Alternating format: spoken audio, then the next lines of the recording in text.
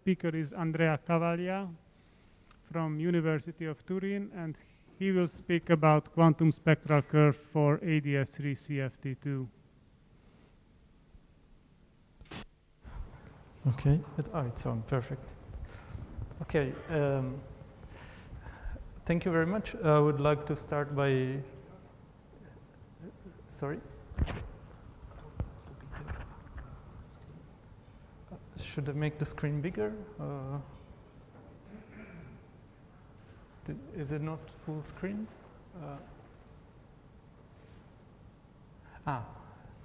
Thank you. So I'll start by thanking the organizers for getting us all together in this very nice conference and giving me the opportunity to speak. So I will talk about a proposal for a quantum spectral curve for this AdS3 CFT2 duality. And so this is a proposal that we made in a work together with Kolea, Bogdan, and Alessandro. And also, exactly at the same time, the same proposal was made by Simon and Dima. And of course, we should test it extensively, but I will discuss about the preliminary evidence that we have that it may be correct, and also about the logic of how we obtained it, that in this case, we didn't derive it from TBA, but we tried a sort of bootstrap type approach to find the different types of quantum spectral curves. And maybe this approach could be useful to derive it for further models. So, and I want to say my talk will be very much inspired by ongoing works and discussions with all these very nice people, and also ongoing work which also involves Paul. And yeah, I will say more about this later. So. Yeah, so the duality we're studying is one of the first holographic setups to be introduced. So on one side, we have a string theory on this AdS3 cross S3 cross T4 background with purely Ramond-Ramond flux. And the dual side, as Alessandro said, is quite mysterious. So abstractly, this is defined in string theory by considering the theory that lives on the D1, D5 system of branes. And this theory is a sort of superconformal QCD in 2 dimensions, but to have the dual CFT, which should flow to the IR. So contrary to ABJM and n=4 superior Mill theory, this theory is not conformal. And in the IR, we find some mysterious, strongly coupled interacting CFT that we would like to study. And so there are not many techniques available. In particular, worldsheet CFT techniques in this case are extremely hard to use, contrary to the case of pure NS flux that was recently essentially solved using this type of techniques. So the best bet to study this theory is integrability. So there is a lot of evidence that together with other AdS3 CFT2 dualities, that this one has the same type of integrability on the worldsheet that we know in n=4 and ABJM theory. And so we're in the same conceptual framework, but with this significant new feature and complication, that's the presence of massless modes in the worldsheet theory. So our proposal is for the quantum spectral curve that we should give the solution for the full planar spectrum at finite coupling, where by coupling, essentially, I mean alpha prime here. But I'll call it just a Toft coupling. So this would be the third example of quantum spectral curve arising in this field. So we had one for n=4, one for ABJM. And so roughly, a way to describe it is that the quantum spectral curve is a sort of problem, a complex analysis problem, which defines some set of Q functions. So they, in particular, they will have some branch points, which is where the Toft coupling enters the game in the position of the branch points. And there are functions of a parameter called the spectral parameter. And the idea is that this problem will have a discrete set of solutions. Each solution corresponds to a state in the spectrum, and from this set of Q functions in this solution, we can extract the scaling dimension of the state. so it was observed and experienced in this previous case that this mathematical structure is quite rigid.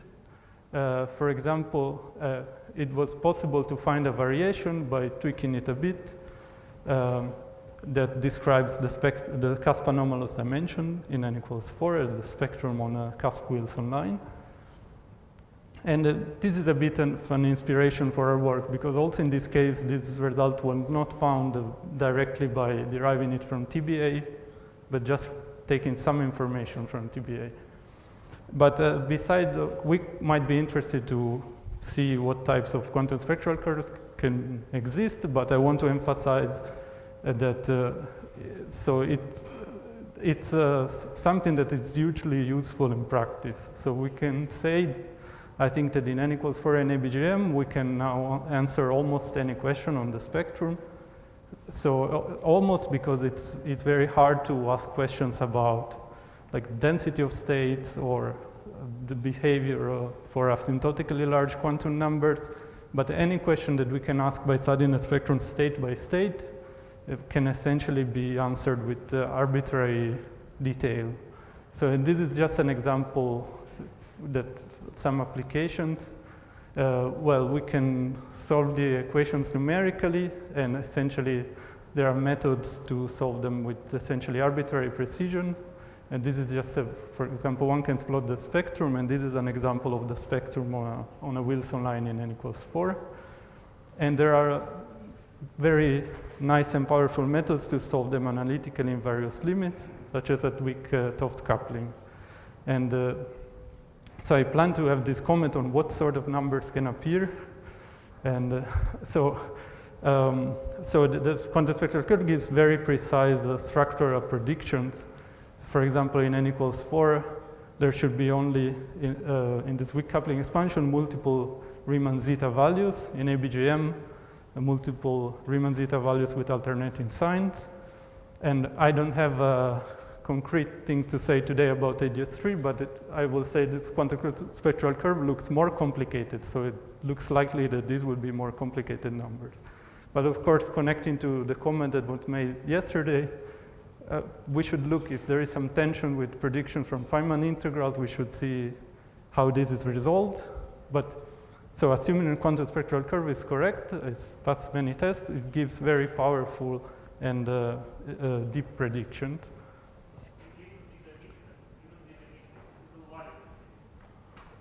Sorry? Yeah, that's like an experimental finding, right? I think like this is the theorem that this is a class, an experimental finding, it's an even more restricted class.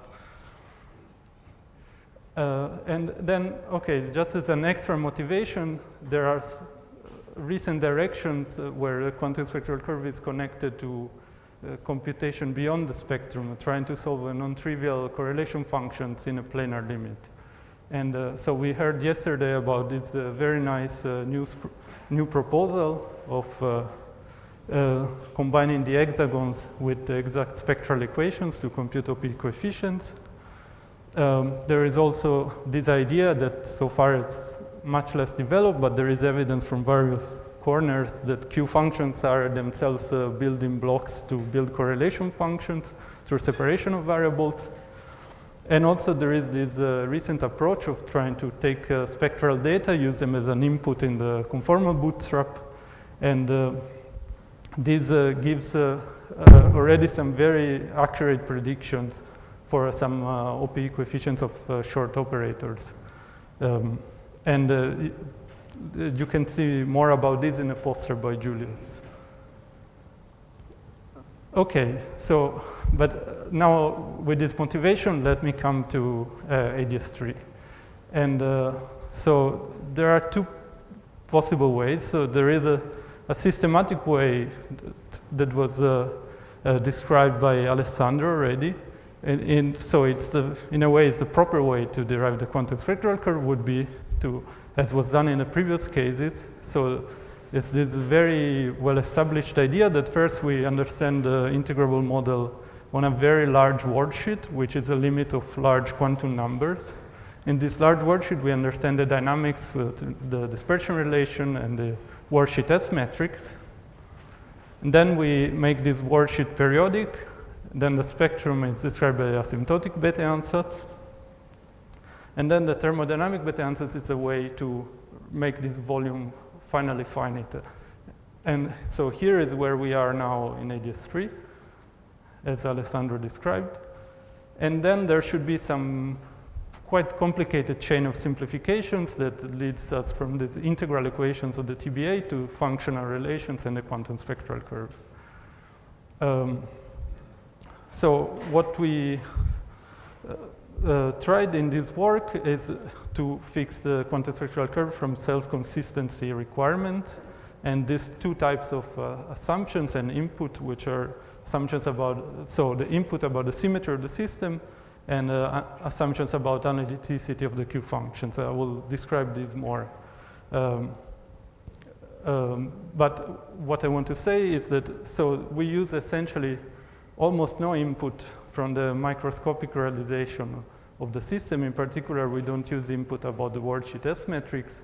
And a bit like reverting the logic, we can reproduce at the end the worldsheet S metrics. I will say, concretely, I will talk about the massive S metrics and use this as a cross-check. And while the S-metric bootstrap approach in principle suffers from this ambiguity of CDD factors, which are an ambiguity that's at the beginning of this approach. So here we'll see that the quantum spectral curve has a prediction about what should be the right CDD factor.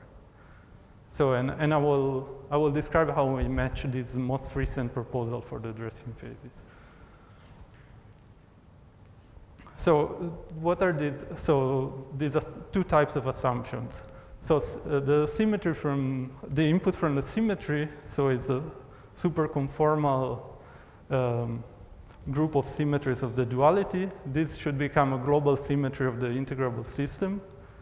And this should go in a totally model-independent way into the form of these functional relations satisfied by the Q functions, which are called the Q system. So I apologize, I forgot to put references here.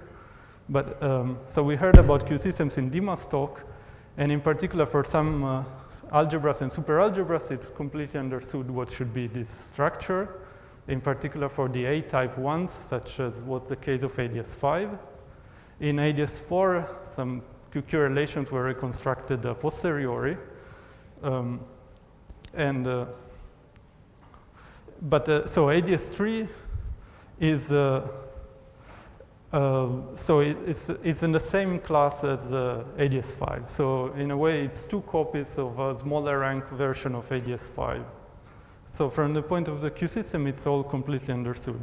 The hard part is talking about analyticity. So what are our assumptions? There is a very natural one, is that the charges of the system should appear in the asymptotics at large values of the spectral parameter of these Q functions. This essentially comes from the fact that this quantum spectral curve should match what is called the classical spectral curve, which is the mathematical structure that describes the classical solutions of the equations of motion of the string in a classical limit. And then to say the other assumption with the slogan is that these Q functions should have no singularities. The only singularities that are allowed are sort of kinematical singularities that don't depend on the states, but only on the definition of the model. And of course, so here, what are the rules? While we can essentially derive the rules for spin chains or the fishnet model for models which are as hard as this, or like nonlinear sigma models, we don't know the rules a priori. So what we did in practice, so based on the fact that these analytic properties were similar in AdS5 and AdS4, we'll essentially try to be as close as possible to these two previous cases. So essentially what we try to do, it's an assumption of minimality. We are trying to build two small copies of AdS5 and make them talk in some way. So if there is a model that satisfies these minimal assumptions, it should be this model because it's the one that at the level of the S metric is most closely related to the previous one. So now I'll say concretely more in detail what are our assumptions. But I want to make a comment that we do not input any special feature that is related to the massless modes. So of course this is a very special feature of this model that was absent before, but we think there was, mathematically we didn't see any natural place where this information should go. And so our working assumption is that they are present in this curve that we propose, and they should be somehow an emergent feature that will appear when we go towards this large volume limit.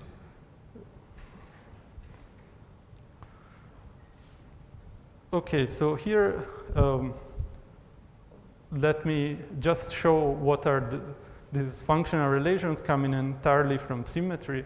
So the symmetry tells us that the number of Q functions should be 16 plus 16 associated to these two copies of the algebra. And I will denote one copy with a dot on the indices and the other one without dot. And for each copy, we have some Q functions that satisfy relations such as those shown here. So the details are not important, but this plus and minus denotes just some shifts in the spectral parameters, and the indices are fused in a certain way.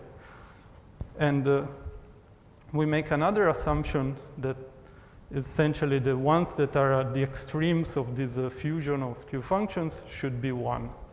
So you can see this as another assumption of minimality. So in principle, this could be where there could be some wiggle room in the construction, but we think, at the moment, we think that this does the job. And so a feature of these relations is that, as already was described by Dima, they imply beta equations. But these, so here, these Q functions are not polynomials. They will be complicated functions. So these are abstract beta equations. So whenever one functions have zeros, on these zeros there are these types of relations, which can be derived in a simple way. For example, from this QQ relation, if you sit at the 0 of Q1, you get 0 on the right-hand side, and you see that this ratio should be 1. So this exact equation should match the asymptotic beta ansatz when we take this appropriate large volume limit. And we'll see that this happens. So now let me say concretely what are our assumptions about analyticity. And these come literally from translating what we know about AdS5. So from this expected correspondence with the classical spectral curve, we can say that some Q functions in a classical limit parameterize motion on AdS3 or on S3. And it was noticed that associated to these two types of functions, which are roughly, we're talking about the ones at the extremes of the Dynkin diagram. So in this case, there would be half of the Q functions. So these Q functions should have, on some Riemann sheets, some very simple analytic structure with only one cut. But these two types of functions have two cuts of different types. So the ones associated to the compact part of target space have a short cut, and the ones associated to the non-compact part have a long cut. And the positions of the cut is parameterized by the 't Hooft coupling through some parameter h. So I will not specify what is h, but it should be a function of the 't Hooft coupling. Okay, and now I'm ready to show you what is the proposal is. So the point is that between these two types of axioms about symmetry and analyticity, there is some tension. And essentially, we propose a simple way to resolve this tension. And I want to show you the proposal just with some pictures, essentially. So it's all contained in this slide. So one can derive some more equations from here, but this is just to show that it's a very minimal proposal, which ensures the compatibility of these two types of axioms. One can also axiomatize it more like Dima and Simon did, and in their case, given some precise set of rules, they could do a classification, and they found as one of the cases in this classification of possibilities the same proposal that we make. So the idea of this tension is that once we say that some of the Q functions, the one I labeled as P, should have a shortcut, then this QQ relation will try to essentially replicate this structure. And so the QQ relation then will predict that the other Q function should have an infinite ladder of cuts. And we can actually have two bases. One, if we say that we start applying the QQ relation in the upper half plane, we find an infinite ladder of cuts going down. And these are denoted with this arrow going down. Or another basis, if we start applying QQ relations here, we'll find an infinite ladder of cuts going up. But this should be compatible with this idea that on some Riemann sheets, they should have these long cuts. And the way to make it compatible is we propose we should glue these sheets together, which forces us to say what happens when we go inside the cut. So, sorry. The idea is we go inside this cut and we come back on another sheet. But in this gluing of sheets, we also exchange these two wings of the system. So this is the only way that these two wings talk to each other. Otherwise, they would be completely disconnected. So in equations, this is written like this, where gamma denotes the analytic continuation as shown inside the cut. And this G, it's a matrix which should be a matrix of constants, not to change this analytic structure. And okay, we know a bit more about the structure of these Gs. We think they are off-diagonal matrices, but okay, it's not so important. Yeah, so in pictures, essentially that's it. So now I want to describe some features of this new construction and why it's actually different from the previous cases. And this has to do with this Riemann surface where the Q functions live. So also in the other cases, it was very complicated. So we've seen there are infinitely many branch points, and also there are infinitely many Riemann sheets. So the current understanding in all of these cases is that if you go inside any cut, you get to a new sheet, and there are never cycles. So the new feature is about the nature of the branch points. So to discuss this, let me show some equations. So these are all equations that can be derived from this previous, from what I showed in pictures, essentially. So this equation is an equation that glues together Q functions with these ladders of cuts in two different directions. So there's two different bases. There is also an equation through which you can glue together Q functions with the ladder of cuts all in the same direction. And this now is not through a constant matrix, but through this matrix called omega, which is a periodic matrix. So it can be constructed explicitly out of Q functions, essentially. One can also derive what happens if we go inside the branch point of omega. It's given by this equation. And if we stare at it, it tells us that there is some special combination, which I denoted as U, which is a matrix where the cut on the real axis is absent. So it will have all the other cuts, but not on the real axis. And if we exchange the role of the two wings, I can define in the same way some matrix U dot. So now I can use these to study what happens if I go around the cut many times. So if I go around the cut of Q once, so this brings me to a Q on the other wing related by U. If I go twice, I find U, and then for the second time, I find U dot. And if I go around n times, I get, in general, this product. And So in AdS5, there will be some algebraic relations in the system that essentially tell you that these cuts are quadratic. So this chain stops after two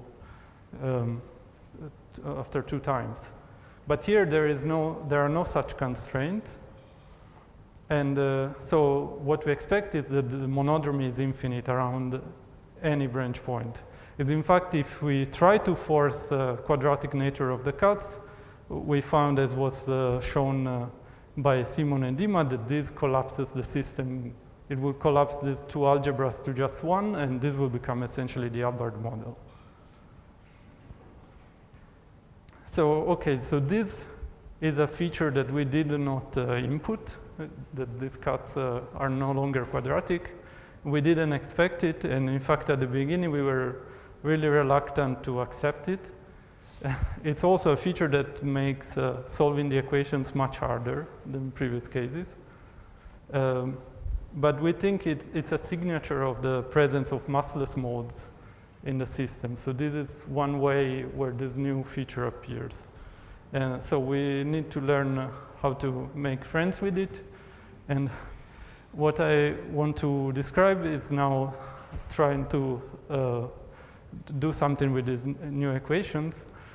So I will describe this large volume solution and how this allows to reproduce the worldsheet S matrix in the massive sector. And at the end describes some preliminary numerics. So here it will be preliminary results. Don't expect still a plot as nice as the one at the beginning, but it will be evidence that this system has non-trivial solutions and that the equations can work. Do you have some idea why it could be related to the massive mode? We have some, well, some heuristics.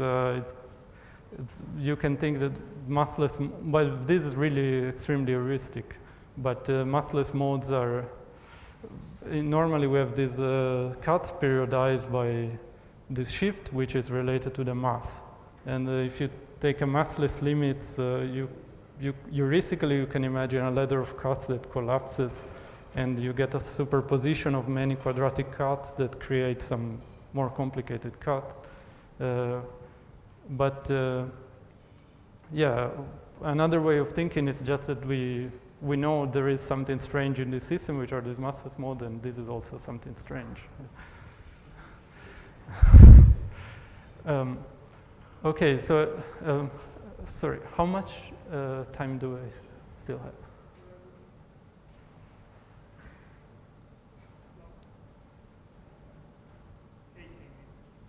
18 or 18?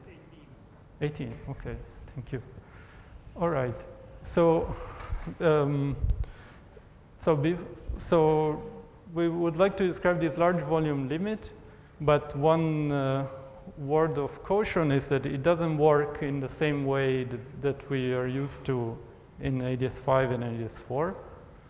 So this limit is defined by taking very large value of a charge on the sphere, which represents the volume, with delta scaling in the same way, and keeping the coupling fixed. And normally we're used to the idea that this is described by the ABA up to exponentially small corrections. So here, because there are massless modes, we can have virtual massless particles correcting the result. So the ABA is supposed to describe just a tiny region, and at 1/j already we need the contribution from wrapping. But so we will see that formally it still works to take this limit at the level of the QSC, and we will reproduce this massive, this ABA in the sector with no massless particles in the direct channel. We have some ideas about how to see the emergence also of the massless equations, but in this case, I think we understand this less, and the limit is a bit more singular, so I will not discuss this today. Okay, so the idea of how to take this limit is that worked in the other cases, is that in this limit, some Q functions will become small or large. And we can read which ones become small or large by looking at how the charges enter into their asymptotics. So once we assume that some are small, they will drop out of these QQ relations. And this implies some simplifications, where essentially we find some discontinuity equations that are exactly solvable. So in this limit, we can find explicitly what are the Q functions. And little by little in these solutions, we see that some building blocks appears, which turn out to be S matrix elements. And plugging this exact solution inside these exact beta equations that I showed before, one reproduces the ABA. So this is the logic. And to present what happens, so I want to describe a bit more the new non-trivial part, which is related to addressing phases.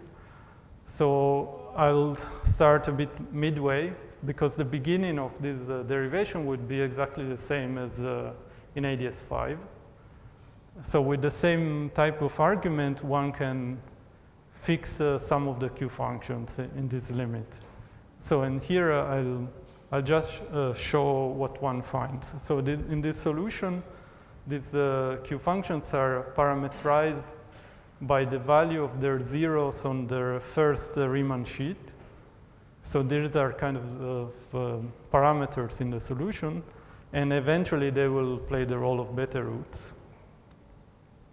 And there are also some functions that appear in this solution, which, such as this one, which essentially in their belly, they contain already the dressing phase of AdS5, the Beiser-Ted and Staudacher dressing phase. So this appears pretty quickly.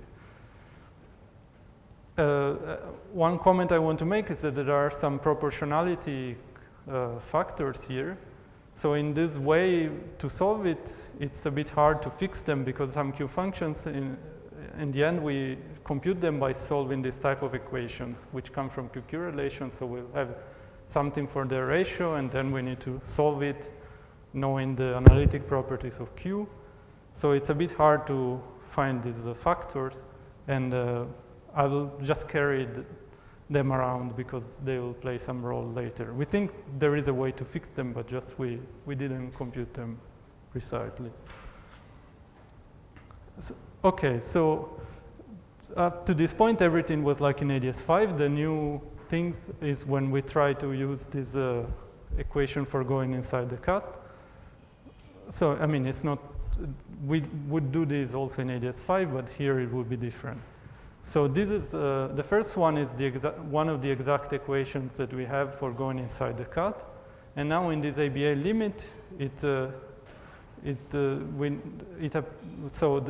this piece that appears is something that was shown on the previous slides, something that we already know. And it becomes a relation between these two Q functions. So let's make an ansatz for them. So here I'm showing a very generic ansatz. And it's very generic because here I'm stripping some explicit factors just for convenience, but I'm putting here some functions A and A dot, which I assume to be completely general. The only thing that we know from the quantum spectral curve is that they should be functions with constant asymptotics at infinity and with only one shortcut on the first Riemann sheet, and no zeros. So this is one shortcut because this one appears in P functions. These are the one with the one shortcut. And through the Q system, this other one will also appear in a P function in the other wing. So it has to have the same properties. So now if we use this first equation,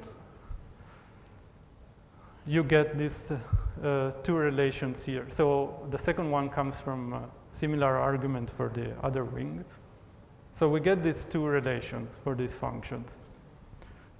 So, okay, we can look at them and we immediately realize that these imply that the cut of these A and A dot functions cannot be quadratic.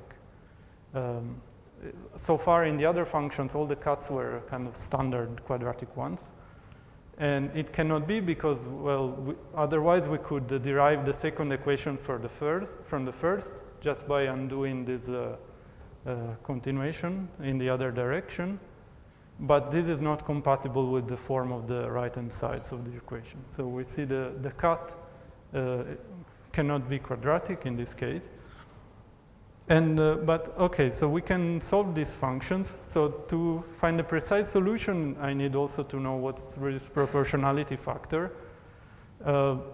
Because everything else is a product over these roots, let me assume also that the proportionality factor takes the form of a product over the roots. And with this assumption, we can find, well, let's just carry these constants with us for a moment. So the solution can be written as a product where a building block has this function sigma 1 and sigma tilde 1, and they should satisfy these two relations here. So now it's not difficult to verify that these two relations imply the crossing equations that Alessandro showed if we define some dressing phases through this type of ratios. And this is valid for any value of these C1 and C2 functions, which are functions of this second spectator variable, which doesn't go inside the cut, and they come from these constants up here. So let's take a moment to recap what was done.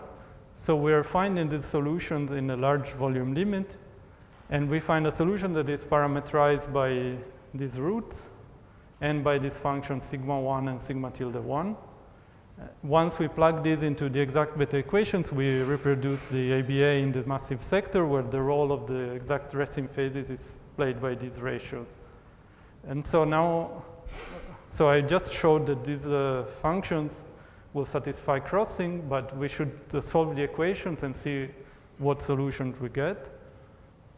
And let's look at, for example, at the ratio of these dressing phases, which is the one that was different in the new proposal as compared to the old one. So for the ratio, if I define it as rho, and it satisfies this equation, where here I'm still carrying around this k of v, which depends on these constants that essentially so far we've been lazy and we have not really computed. So we can solve these equations. So it's not hard to see that with the assumptions on analyticity coming from the QC, there is only one solution. Because so we want a solution with only one cut, no zeros, constant asymptotics, and it's given through Cauchy kernel in this form. And there is a term that also depends on this k of v. And so from this, if we reconstruct these dressing phases, we find this solution. And now if we think that this should really be an S matrix, an S matrix should satisfy Brayden unitarity.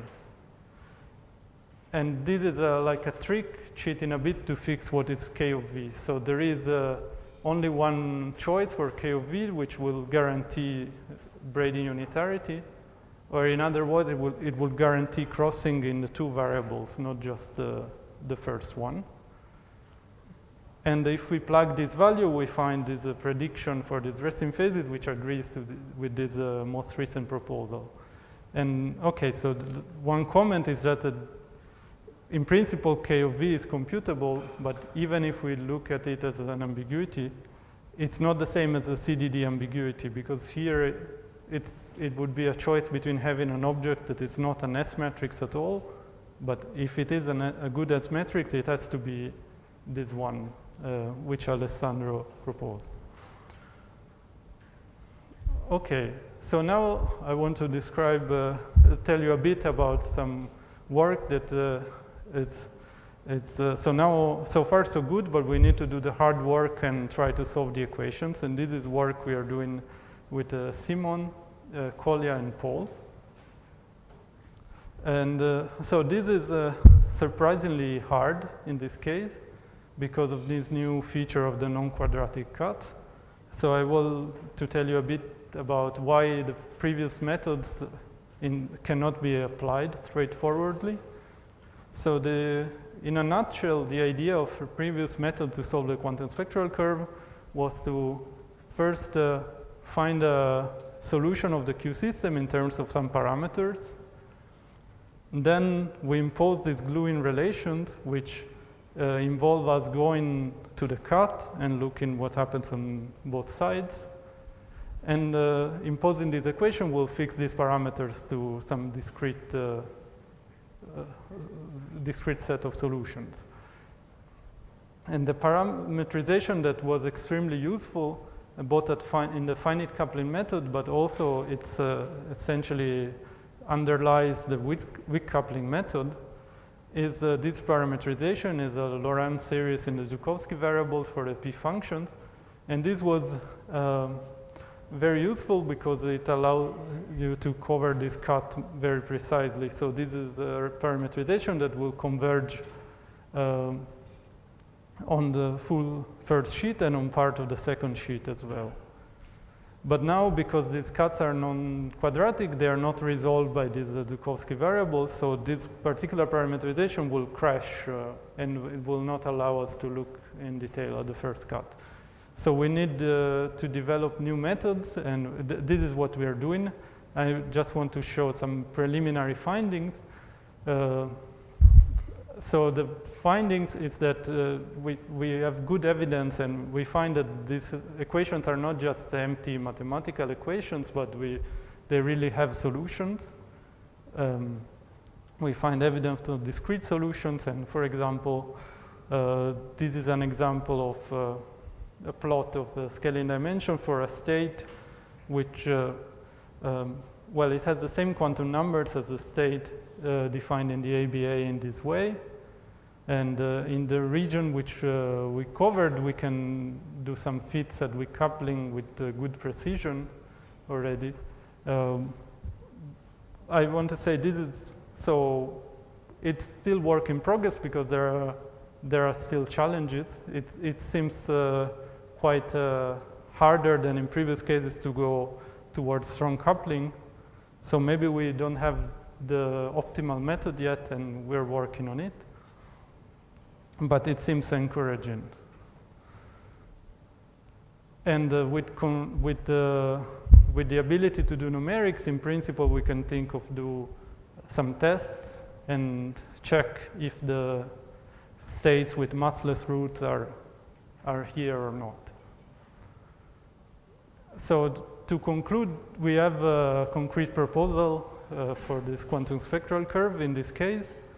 And we should, of course, test it more and to be fully confident. At the moment, it doesn't look impossible that it already covers everything, including the massless modes. And of course, it would be nice to derive it from TBA. That would make us fully confident. And preliminarily, the numerics seems encouraging. Once we had it, in principle, we could try to test conjectures for what is the dual CFT. So there are some conjectures, they look very abstract, but in principle, if one can find a way to do computations with these proposals, one can try to do some tests. And of course, it would be interesting to use this, of course, to explore the properties of this CFT, the physical properties. And for this, it would be really nice to develop in parallel conformal bootstrap approach. So we've seen that these two, so integrability and conformal bootstrap can give quite good results when working together. I think there isn't much developed in trying to bootstrap the CFT in the way of conformal bootstrap, and I think this would be very interesting to develop. And then, of course, if this works, we can ask about other models. So this AdS3 world should have a lot of different theories. And it's almost sure that in the other cases, we will need more drastic changes of the analytic properties. It would be nice to know, to learn what are the rules, what are the possibilities, what's the minimal information we need to know about a model to understand what should be the analytic properties of the Q functions. Well, another question that's still open is what is this coupling that parameterizes the position of the branch points in terms of the physical parameters of the theory. This should be some dressed coupling like in ABJM theory, where it was fixed, so it's a challenge to fix it in this theory as well. It could be interesting to look at what survives of the QSC in this NS point, which is essentially solved. And maybe this could be useful to look at formalisms for correlation functions. And another world which would be interesting to explore is sigma models based on AdS2, which also are integrable. Okay, thank you very much for listening.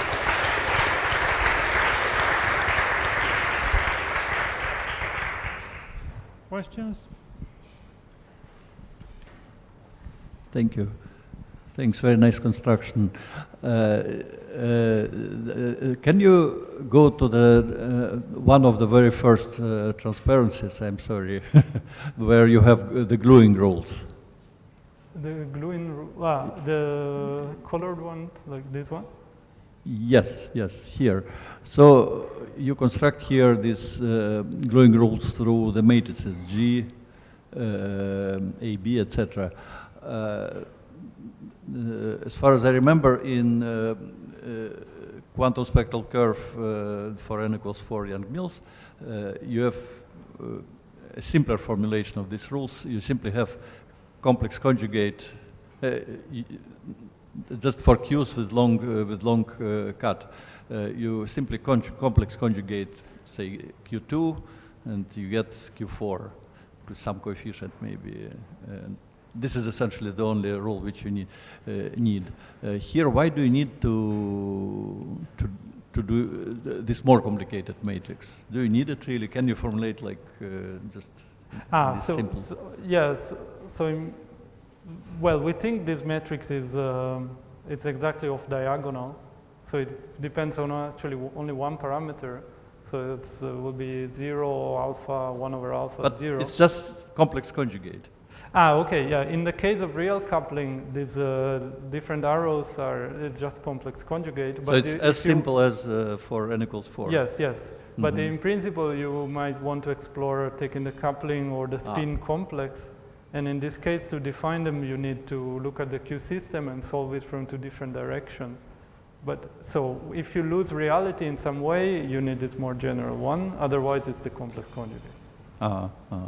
And the second question is a bit philosophical. I'm sorry, maybe you will have no answer on it. But we have now a few systems, like a few quantum spectral curves for at least 3 of them.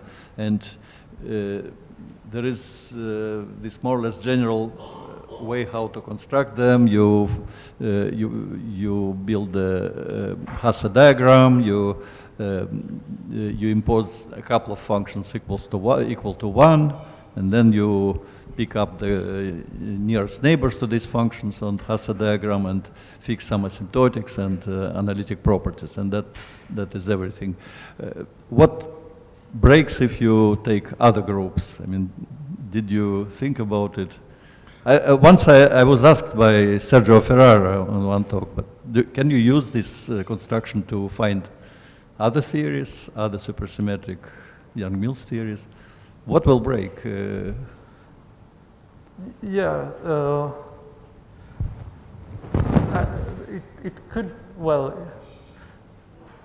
so I don't know, it could be that we find more nonlinear sigma models in this way that are integrable, and that would be the dream, that it's a way to classify, although, yeah. I think we can decide the rules and try to play by these rules. Maybe we don't know yet if we want to find some specific class of models with what rules we should take. Or we understand that these 3 cases are unique and we have nothing else. Yes. It could be. Yeah, of course. It could be that you write some equations, but then they're empty, and numerically you don't find solution. Thank you. Thank you for the very nice talk. So I wanted to ask you a bit the dressing factor. So if you could come back to the slide where you were discussing this. Yeah. So in the paper where you originally proposed the quantum spectral curve, you were saying that you would reproduce all the dressing factors. So now, just to clarify, is this the same quantum spectral curve as that paper, or so it was just that claim was not quite correct? Yeah, the claim was not quite in the sense that in that paper we were happy with reproducing the crossing equations essentially, and then we kind of trusted the previous proposal for the solution in saying we reproduce it, but we didn't actually solve the equations then. And now, if we can go back to the slide where you have the solution, so basically you have this discontinuity or this monodromy equation. Sorry. The one, yeah, that one, right? Yeah. And basically you are saying that this equation has a unique solution once you make certain assumptions on the poles and the discontinuities, but I guess that's always true, right? I mean, the point is, are these assumptions, I mean, are you absolutely sure that there is no wiggle room in these assumptions? Because even from the S matrix, if I say, oh, there are no poles in the physical strip and the fall-off conditions are so and so, and there are no branch cuts, then I will be able to find a certain solution, right, of a discontinuity equation. So how much wiggle room do you have for this solution? For the solution, I mean, following from the rules I set at the beginning, there is no more room, no more wiggle room here. Then in our construction, we could ask, what could we deform? Maybe one point is this thing. But yeah, I don't see much. Well, of course, we could say the position of the casts it's different, or they should have some other singularities. But. And one last quick question. So there are, in this model, not only there are massless modes, but there are two massless representations, which are distinguished by some other quantum number. Do you see some sign of the fact that there are two rather than one set of massless modes, or not yet? No, but we haven't looked much in detail at massless modes, so I don't. Thanks. I don't have an answer. Just yeah, one question. Have you or anybody you know actually tried this method on an AdS3? I mean, because you don't seem to. I mean, it doesn't seem to be so important what model it actually is. You can just use this methodology, and that's. I mean, the six. There's also something interesting in duality space, right? Some duality in this mysterious six-dimensional theories. What would be the super conformal algebra in that? It's some 1,0 theories, these mysterious things where also nobody really knows how to write them down. But that doesn't seem to be a problem for this approach, right? If you, so, but you have, I mean. Yeah, no. I don't know if anyone has tried. I think there were some statements by Linus Wolff that the AdS sigma models don't make, I mean, cannot be integrable or something, but anyway, thanks. Any other questions? If no, thank the speaker again.